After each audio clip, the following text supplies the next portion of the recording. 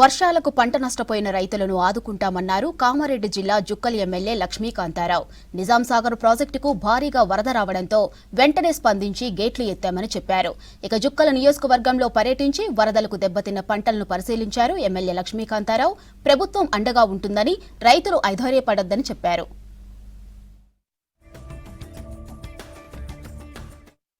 ఇప్పుడు అధికారులు ప్రతి గ్రామంలో ప్రతి చోట అప్రమత్తంగా ఉన్నారు. మన టైం టు టైం వాటర్ ఫ్లోని అసెస్ చేసుకుంటూ ఉన్నాము. ప్రజలను కూడా అప్రమత్తం చేస్తూ ఉన్నాము. మహమ్మద్ నగర్ మండల్లో కొంచెం ఎక్కువ ఉధృతి ఉన్నందువల్ల కొన్ని గ్రామాల్లో ప్రజల్ని సురక్షిత ప్రాంతాలకు తరలించడం జరిగింది. స్కూల్స్ని, ఆ తర్వాత కొంచెం సెక్యూర్ ప్లేసెస్ని రెడీ పెట్టుకొని ఉన్నాము. రెవెన్యూ డిపార్ట్మెంట్ కానీ, తర్వాత పంచాయతీరాజ్ డిపార్ట్మెంట్, పోలీస్ డిపార్ట్మెంట్ అందరూ కూడా అప్రమత్తంగా ఉన్నారు. 24/7 మేము రెడీగా ఉన్నాము. ఎవరైతే పంటను కోల్పోయినటువంటి రైతులు కానీ, ఆ తర్వాత ఎక్కడెక్కడైతే డ్యామేజ్ జరిగిన వాళ్ళు కానీ, మీరు ఏమాత్రం చింతించొద్దు. గత ప్రభుత్వం లాగా కాదు, నేను తక్షణమే మీకు అన్ని రకాల సహాయ చర్యలు చేపడతా.